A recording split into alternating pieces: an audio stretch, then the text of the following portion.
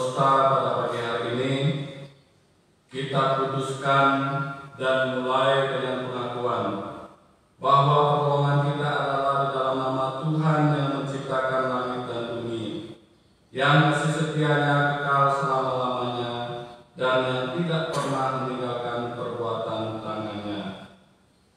Kasih karunia dari Allah Bapa kita dan dari Tuhan Yesus Kristus serta persekutuan di dalam Roh-Nya yang kudus menyertai kita sekalian dari saat ini hingga selama-lamanya. Amin. Coba Tuhan silakan dulu.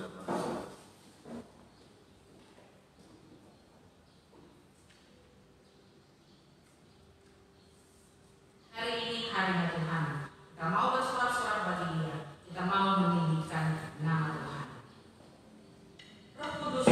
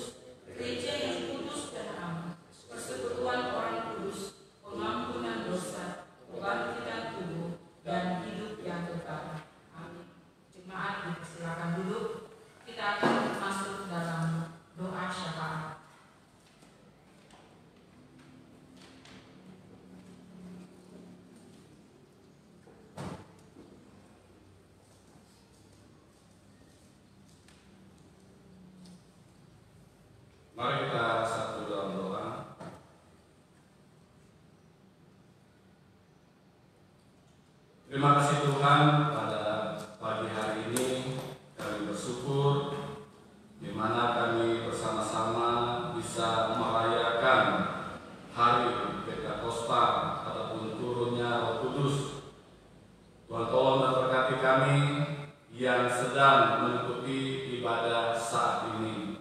Karena itu Tuhan, sebelum kami menaikkan doa syafaat kami di hadapan Tuhan, terlebih dahulu kami datang di bawah kaki salib-Mu.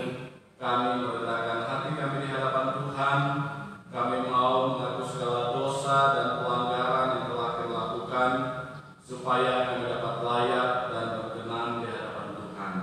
Kami yakin percaya Tuhan sudah mengampuni kami. Dan pada pagi hari ini kami bersyukur bersama-sama seluruh jemaat Tuhan, di mana selama sepekan 1 minggu ini Tuhan sudah menolong dan memberkati kami. Dan bersyukur untuk berkat-berkat Tuhan yang Tuhan sudah nyatakan dalam kehidupan kami. Baik itu berkat-berkat jasmani, berkat-berkat rohani yang sudah kami nikmati dalam kehidupan kami. Dan bersyukur untuk kekuatan, kesehatan, kemampuan yang Tuhan berikan kepada kami di dalam kami melewati berbagai macam pergumulan, masalah hidup, tantangan-tantangan hidup yang kami alami. Kami bisa melewati semuanya, itu semata-mata karena anugerah Tuhan. Karena itu pada saat ini hamba terus berdoa bagi seluruh jemaat Tuhan dan rekan-rekan yang sedang mengikuti ibadah saat ini dimanapun berada.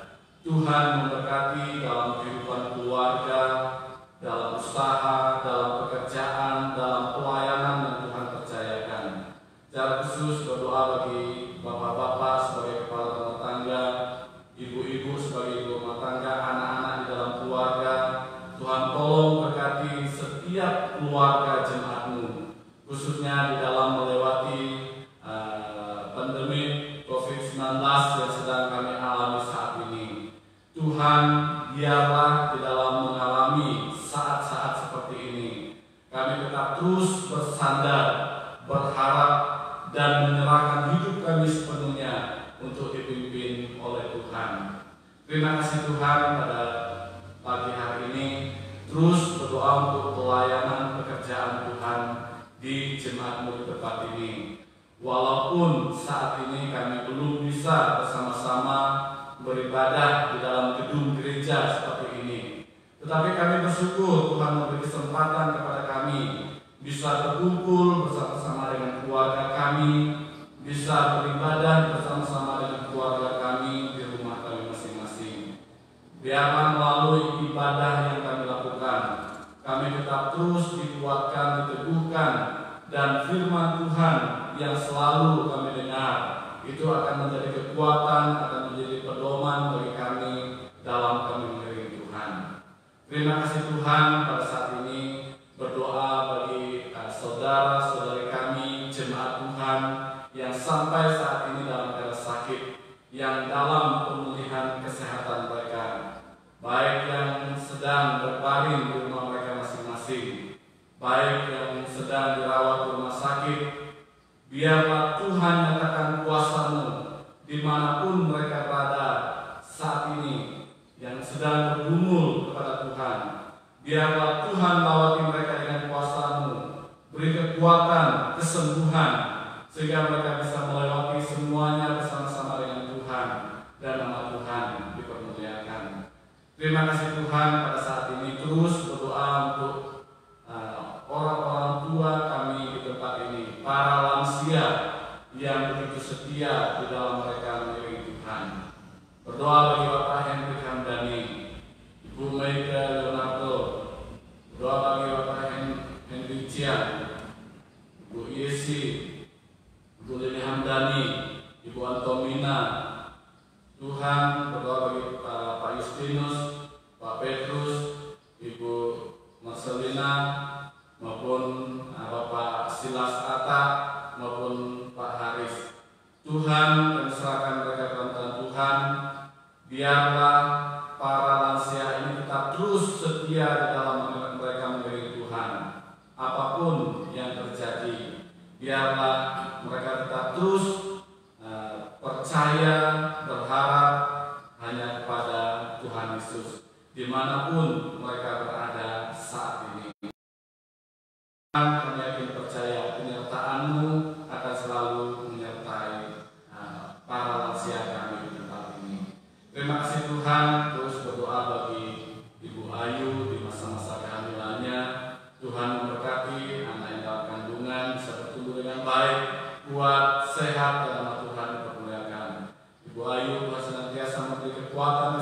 kesehatan melewati masa-masa kehamilannya dengan baik, dan nama Tuhan dipermuliakan.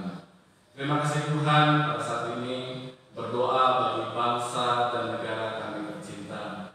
Terus berdoa bagi Bapak Presiden Joko Widodo, Wakil Presiden Bapak Kiai Ma'ruf Amin. Tuhan tolong mereka dalam menjalankan tugas dan tanggung jawab mereka sebagai pemimpin tertinggi di dalam bangsa dan negara kami. Berdoa bagi para menteri yang membantu Presiden. Berdoa bagi Dewan Perwakilan Rakyat yang ada di Senayan, Jakarta, maupun Dewan Perwakilan Daerah. Tuhan tolong mereka dalam menjalankan tugas dan tanggung jawab mereka. Berdoa bagi para gubernur di setiap provinsi yang ada di Indonesia. Berdoa bagi setiap wali kota di setiap kota yang ada di Indonesia. Para bupati di setiap kabupaten yang ada di Indonesia. Camat, lurah, dan sampai di desa-desa. Kau tolong biarlah mereka betul-betul menjalankan tugas dan tanggung jawab mereka dengan baik. Secara khusus berdoa bagi keadaan situasi yang kami alami saat ini, di mana kami menghadapi COVID-19. Tuhan tolong biarlah kami tetap sama memutus rantaikan pengembangan COVID-19 ini, supaya kami tidak putus asa, kami tidak kecewa, tetapi kami bersama-sama menjaganya dengan terus menjaga kesehatan kami masing-masing, dengan terus mengikuti arahan-arahan dari pemerintah kami, sehingga penyebaran COVID-19 ini dapat kami atasi dengan baik, dan nama Tuhan dipermuliakan. Terima kasih Tuhan, kami serahkan ibadah kami sepenuhnya dalam tangan Tuhan. Tuhan memberkati ibadah kami. Biarlah apapun yang kami lakukan, semuanya untuk kemuliaan dan kebesaran nama Tuhan. Terima kasih Tuhan, ini doa kami yang dipersembahkan dalam nama Tuhan Yesus yang sudah mengajar kami berdoa bersama-sama. Jemaat Tuhan berdiri. Bapa kami yang di surga, dikuduskanlah nama-Mu, datanglah kerajaan-Mu, jadilah kehendak-Mu di bumi seperti di surga. Berikanlah kepada hari ini makanan kami yang secukupnya, dan ampunilah kami akan kesalahan kami, seperti kami juga mengampuni orang yang bersalah kepada kami. Dan jangan membawa kami dalam pencobaan, tetapi lepaskanlah kami daripada yang jahat, karena Engkau yang punya kerajaan dan kuasa dan kemuliaan sampai selama-lamanya. Amin. Firman Tuhan, silakan dinikmati.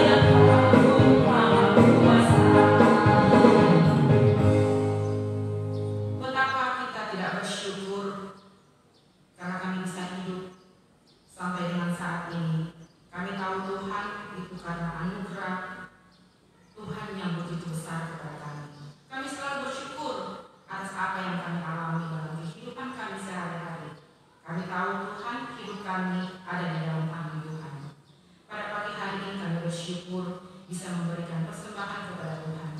Biarlah persembahan ini Engkau pakai, Engkau kuduskan untuk dipakai untuk pelayanan Tuhan. Terima kasih Bapa, berkati setiap jemaat yang sudah memberi. Biarlah Tuhan juga akan memberkati dalam kehidupan mereka. Terima kasih Bapa, ini doa kami di dalam nama Tuhan kami Yesus Kristus, adalah Tuhan kami yang hidup selama-lamanya. Amin.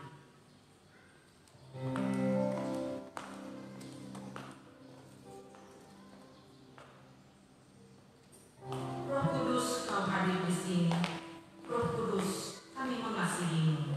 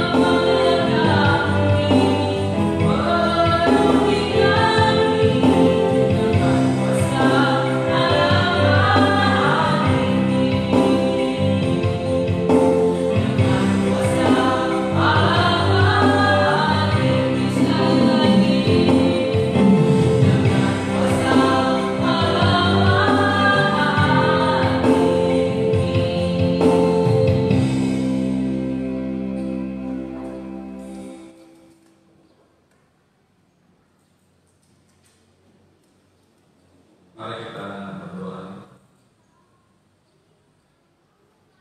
Terima kasih Tuhan, sekarang tiba saatnya kami mau belajar bersama-sama kebenaran firman-Mu. Tolong kuasai hati dan pikiran kami semua, supaya kami dapat duduk dengan tenang, membuka hati dan pikiran kami untuk diisi oleh kebenaran firman-Mu. Pemberitaan firman-Mu kami serahkan sepenuhnya ke dalam pimpinan Roh-Mu yang kudus. Ini doa kami dalam nama Tuhan Yesus yang sudah berdoa. Amin. Salam. Ya, puji Tuhan, kita bersyukur pada hari ini di mana bersama seluruh umat Kristiani kita merayakan hari raya Pentakosta. Nah, kita melandasi kebenaran firman Tuhan pada hari ini dari Kisah Para Rasul pasal 2. Kita belajar dari ayat 1 hingga ayat yang ke-21 dan Yohanes 16 ayat yang ke-7. Nah, tema firman Tuhan dari kedua ayat firman Tuhan pada hari ini yaitu hari Pentakosta. Bapak, Ibu, saudara-saudari yang saya kasihi dalam nama Tuhan Yesus Kristus, hari ini kita merayakan hari Pentakosta atau yang dikenal sebagai hari ke-50. Hari ini terhitung dari hari raya Paskah, yaitu 50 hari setelah Tuhan Yesus bangkit dari kematiannya. Di dalam Perjanjian Lama, hari ataupun hari Pentakosta dikenal dengan sebutan Hari Raya 7 Minggu. Hari Raya 7 Minggu dirayakan dalam rangka pengucapan syukur atas berkat Tuhan. Berkat yang begitu melimpah yang Tuhan curahkan, yang Tuhan berikan kepada bangsa Israel saat itu. Kita bisa baca dari Imamat pasal 23 ayat 15 sampai yang ke-21. Nah, sesudah 7 kali Sabat atau sesudah 49 hari, maka pada hari yang ke-50 bangsa Israel harus mempersembahkan hasil, baik itu dari hasil pertanian mereka, baik itu dari hasil peternakan, mereka persembahkan kepada Tuhan. Itulah yang dikenal, yang mereka rayakan sebagai hari panen 7 minggu bagi Tuhan.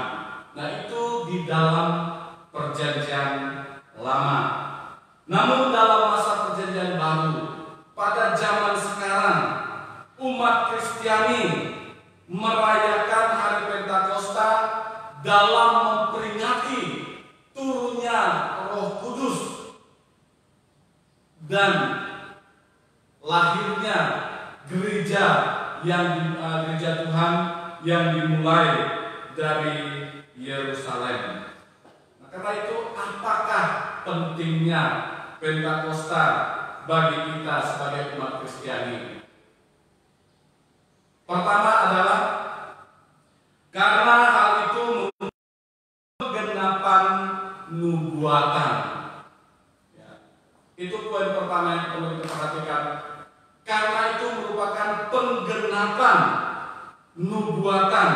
Itu kita bisa baca dalam Kisah Para Rasul pasal 2 ayat 1 sampai yang ke-21. Nah, Bapak Ibu, saudara-saudari yang saya kasih dalam nama Tuhan Yesus, kalau kita perhatikan hari Pentakosta ataupun turunnya Roh Kudus, itu merupakan penggenapan nubuatan di dalam Alkitab. Ya, kita bisa lihat itu dari Perjanjian Lama, itu dalam kitab Yoel pasal 3 ayat 28 sampai yang ke-29.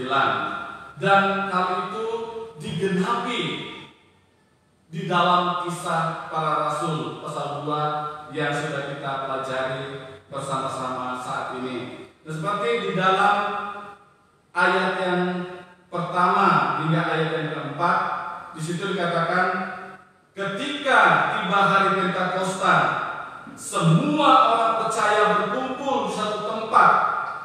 Tiba-tiba turunlah dari langit suatu bunyi seperti yang memenuhi seluruh rumah di mana mereka duduk. Dan tampaklah kepada mereka lidah-lidah seperti nyala api yang bertebaran dan hinggap pada mereka masing-masing. Maka penuhlah mereka dengan Roh Kudus. Lalu mereka mulai berkata-kata dalam bahasa lain seperti yang diberikan oleh Roh itu untuk mengatakannya. Nah, hal ini mereka alami pada hari Pentakosta, di mana terjadi peristiwa yang sangat menggemparkan, terjadi peristiwa yang di luar nalar, terjadi peristiwa yang di luar pikiran mereka.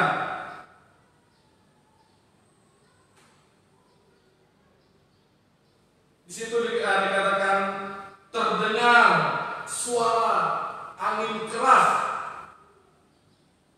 Selain ada angin keras, terlihat lidah-lidah api yang bertebaran, dan para pengikut Tuhan saat itu mereka berbicara dalam bahasa yang bisa dimengerti. Saudara, itulah yang terjadi pada saat murid-murid dan para pengikutnya dipenuhi dengan Roh Kudus,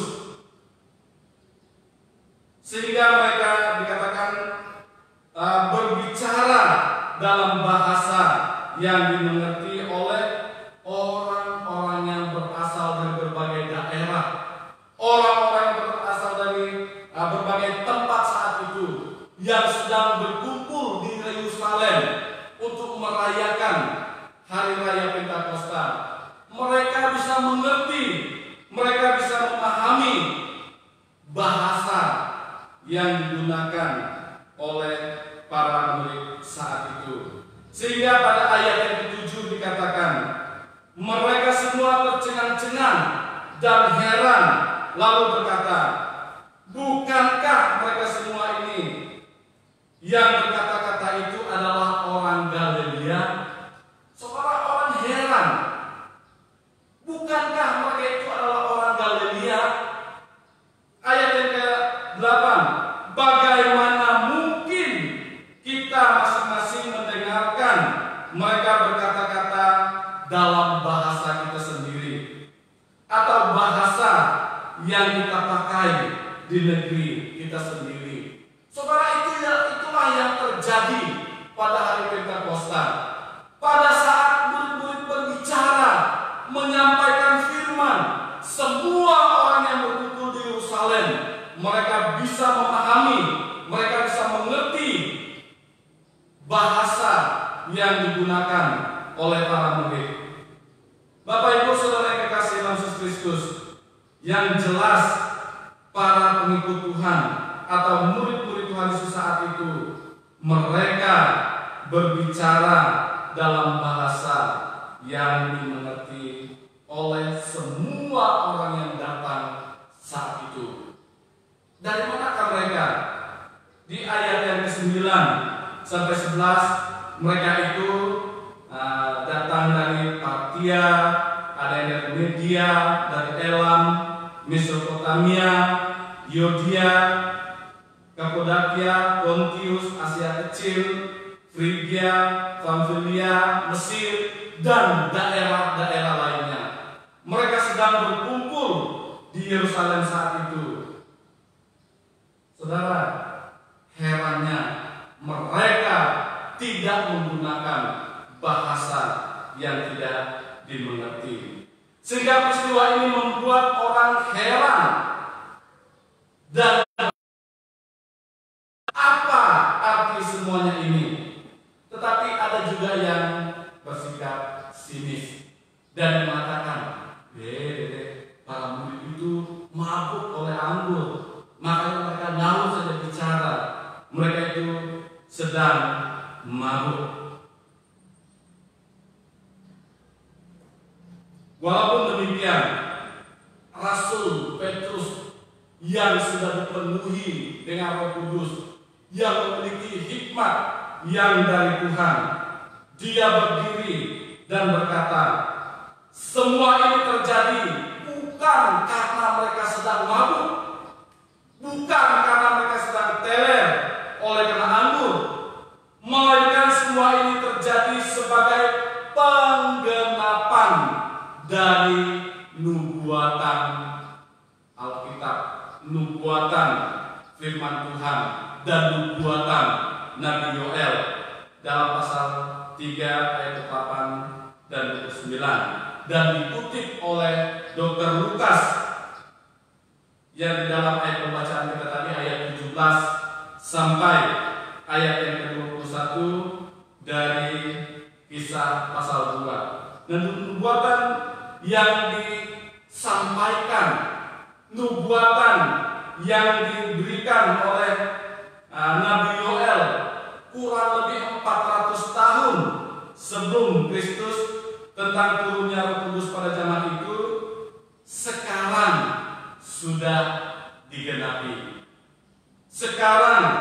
sudah menjadi nyata dengan adanya hari Pentakosta. Itu merupakan bukti apa yang telah dinubuatkan oleh Nabi Yoel tentang turunnya Roh Kudus itu sekarang sudah digenapi. Nah, hal itu penting bagi umat Kristiani. Hal itu penting bagi kita sebagai orang-orang percaya. Mengapa penting?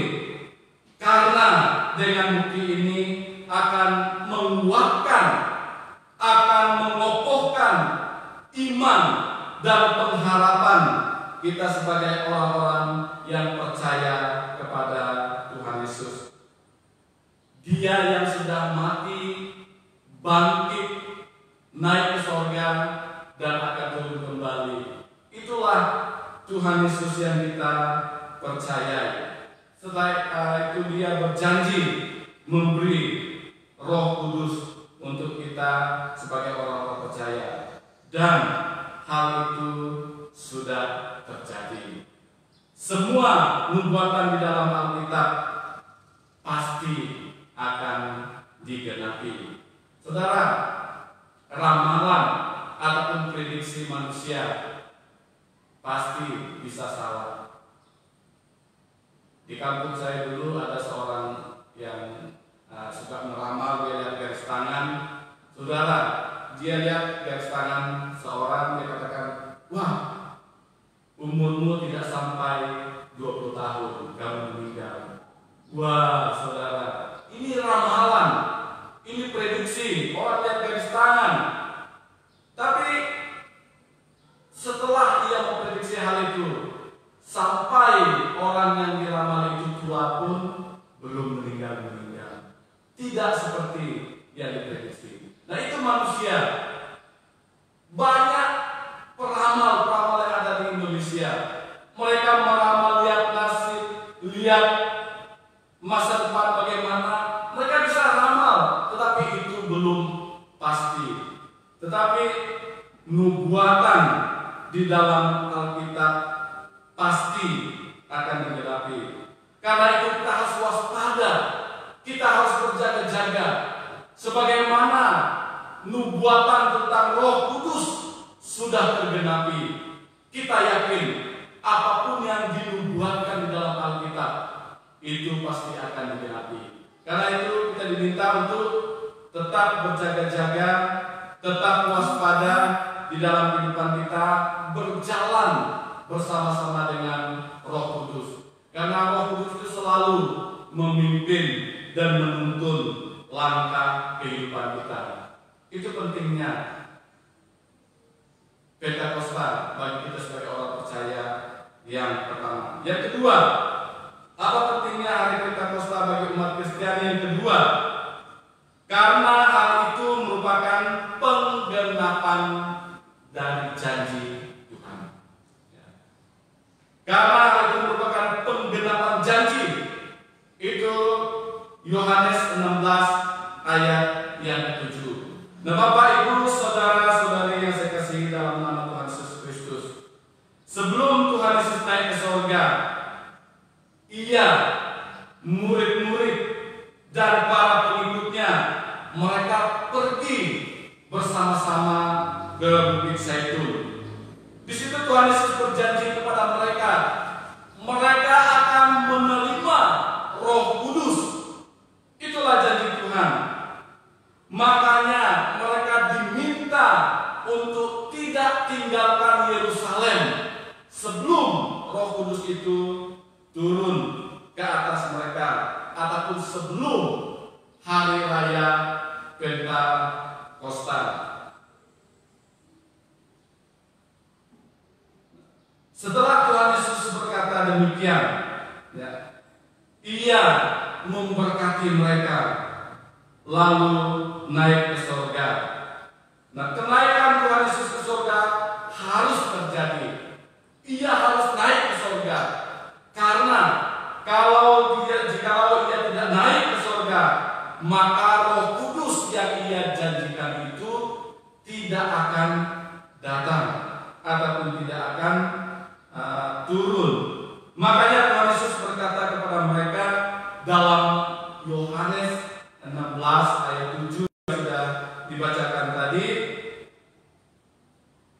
Dikatakan, namun benar yang kukatakan ini kepada kamu adalah lebih berguna bagi kamu jikalau aku pergi.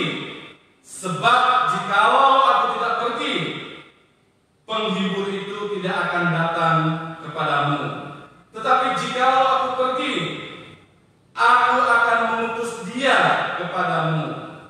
Dan benar, saudara,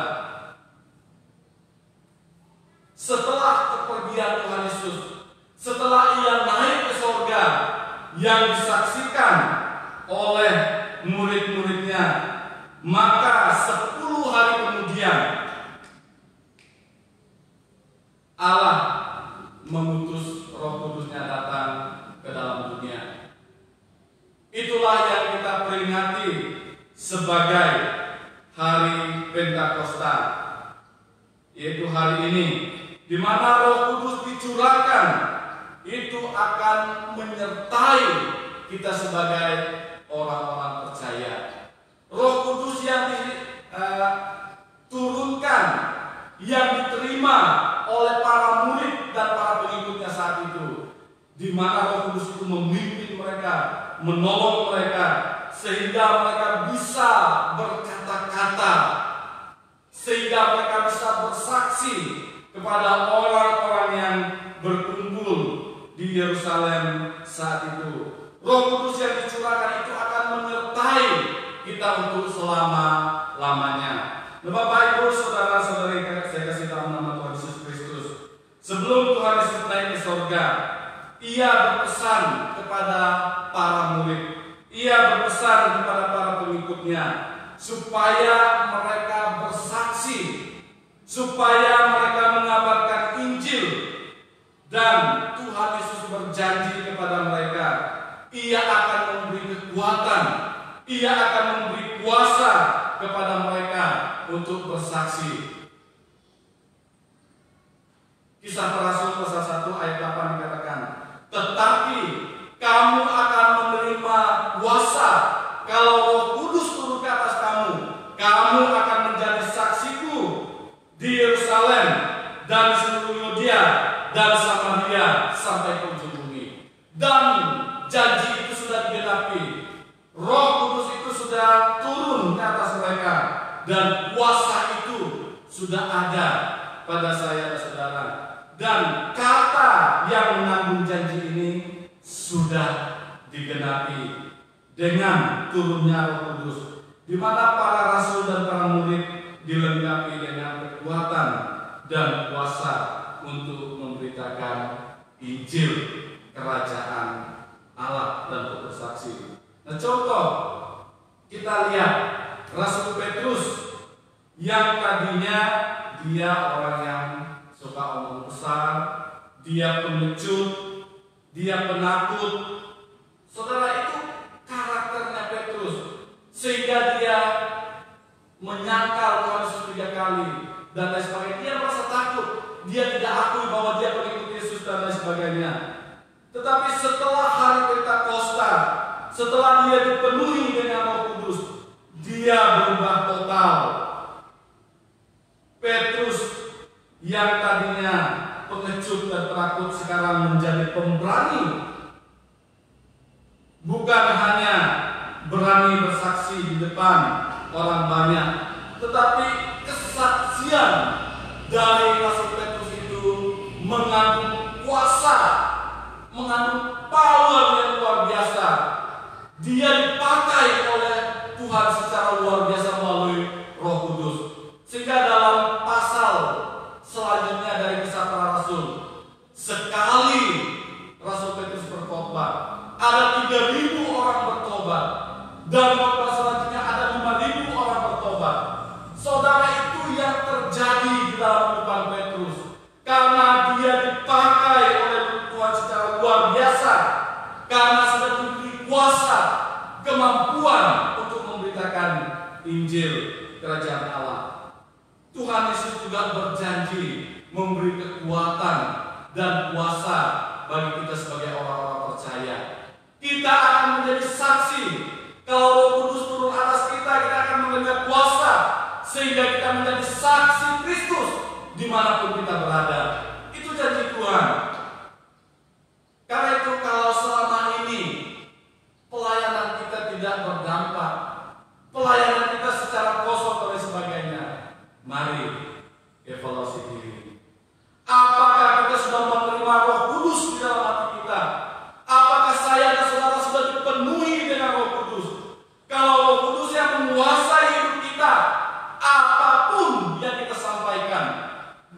berita yang kita sampaikan itu akan berdampak sehingga orang lain bisa menerima Yesus sebagai Tuhan dan Juru Selamat mereka secara pribadi. Tetapi kalau pelayanan kita, kata-kata kita tidak ada kuasanya, itu berarti Roh Kudus tidak menguasai kehidupan kita. Karena itu dengan turunnya Roh Kudus juga membawa dampak yang luar biasa bagi orang percaya pada zaman sekarang. Ya. Kita berdoa kepada Tuhan supaya Roh Tuhan berkarya di dalam kehidupan kita, sehingga Tuhan memakai kita, sehingga Roh Kudus memenuhi kehidupan kita, sehingga pada saat kita menyampaikan firman, pada saat kita bersaksi, orang lain tergerak hatinya untuk menerima Yesus. Di mana kita melihat kuasa Tuhan itu bisa dinyatakan di dalam kehidupan kita sebagai orang-orang percaya. Saudara, pada saat jemaat mulai itu menerima Roh Kudus, itu bisa memperlengkapi mereka untuk menghadapi situasi sulit yang berhubungan dengan kehidupan yang mereka alami saat itu. Saudara, selain itu menguatkan mereka, meneguhkan mereka dalam menghadapi situasi sulit, itu juga menguatkan iman dan keyakinan mereka akan janji Tuhan. Dan itu menguatkan iman saya dan saudara di dalam kita menanti janji Tuhan. Nah, kalau kita melihat zaman sekarang ataupun realita kehidupan, kenyataan kehidupan yang kita hadapi saat ini, janji Tuhan itu satu persatu mulai digenapi. Janji Tuhan mulai digenapi, dan kita percaya apapun yang Tuhan janjikan itu pasti akan digenapi. Kapan waktunya? Ya, sesuai dengan waktunya Tuhan. Kita sekarang berjaga-jaga, berdoa, senantiasa menunggu janji Tuhan digenapi di dalam kehidupan kita. Saudara, manusia bisa ingkar janji, atau manusia bisa saja tidak menepati janji, atau lupa pada janji. Karena memang kita manusia terbatas.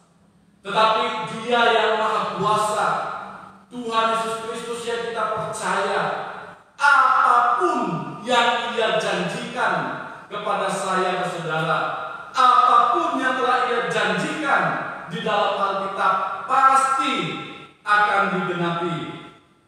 Seperti janjinya tentang turunnya Roh Kudus, hal itu sudah terjadi, hal itu sudah dialami oleh para murid, dan itu yang diperingati sebagai hari raya Pentakosta yang hari ini seluruh umat Kristiani merayakannya. Nah, Bapak Ibu Saudara yang dikasihi Yesus Kristus, ini dua pentingnya hari Pentakosta bagi kita sebagai orang-orang percaya. Yang pertama adalah karena hal itu merupakan penggenapan dari nubuatan yang ada di dalam Alkitab. Dan yang kedua, karena hal itu merupakan penggenapan janji Tuhan Yesus. Apa yang dijanjikan Tuhan pasti akan digenapi. Kalau kita baca di dalam Alkitab, ada banyak janji Tuhan bagi saya dan saudara. Kita yakin apapun yang Tuhan janjikan itu pasti akan digenapi. Nah, dalam rangka merayakan hari raya Pentakosta hari ini, mari kita berdoa supaya suasana Pentakosta 2000 tahun yang lalu yang dialami oleh para murid 2000 tahun yang lalu itu bisa diwujudkan, itu bisa dibangkitkan kembali pada zaman sekarang, sehingga membuat dunia terheran-heran melihat karya Roh Kudus melalui kita sebagai orang-orang percaya. Itulah doa kita, itulah kerinduan kita. Suatu saat Tuhan akan menyatakan kuasa-Nya melalui saya dan saudara. Mungkin saat ini kita sudah mulai kecewa, kita sudah mulai putus asa. Kenapa keadaan saya seperti ini? Kenapa keadaan dunia terus saja begini? Saudara yakini, suatu saat dunia akan tercengang-cengang. Orang akan melihat betapa luar biasanya karya Roh Kudus melalui kehidupan saya dan saudara. Kiranya hari raya Pentakosta hari ini berdampak bagi saya dan saudara, sehingga itu berdampak bagi dunia di mana kita berada. Selamat hari raya Pentakosta. Tuhan Yesus memberkati kita semua. Mari kita berdoa. Terima kasih Tuhan untuk kebenaran firman-Mu yang sudah kami dengar bersama-sama saat ini. Hamba berdoa, biarlah kebenaran firman-Mu yang sudah kami dengar itu menjadi kekuatan, itu menjadi pedoman bagi kami sebagai orang-orang percaya di dalam kami mengiringi Tuhan. Meteraikanlah firman Tuhan dalam kehidupan kami. Di dalam nama Tuhan Yesus kami sudah berdoa. Amin. Puji Tuhan, kita mengakhiri seluruh rangkaian ibadah kita pada saat ini. Kita memuji Tuhan. Bapa, terima kasih.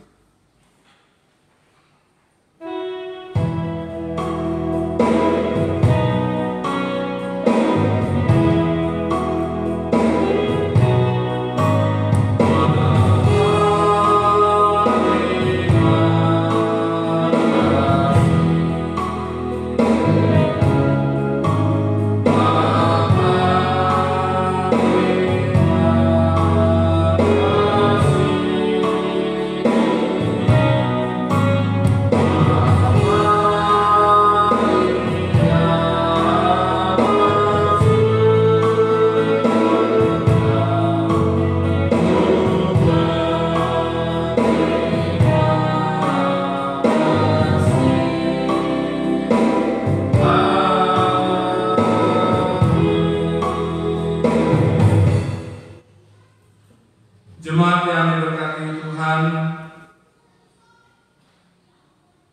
arahkanlah hatimu kepada Allah, lakukanlah firman Tuhan di dalam kehidupan kita, jadikanlah firman Tuhan sebagai pedoman, tuntunan bagi jalan kehidupan kita, serta terimalah berkat Tuhan.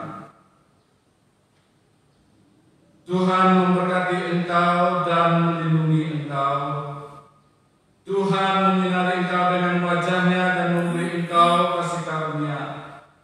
Tuhan menghadapkan wajah-Nya kepadamu dan memberi engkau damai sejahtera. Di dalam nama Allah Bapa, Anak, dan Roh Kudus. Kiranya penyertaan Allah Tritunggal menyertai saya dan saudara dari sekarang sampai Maranatha. Amin.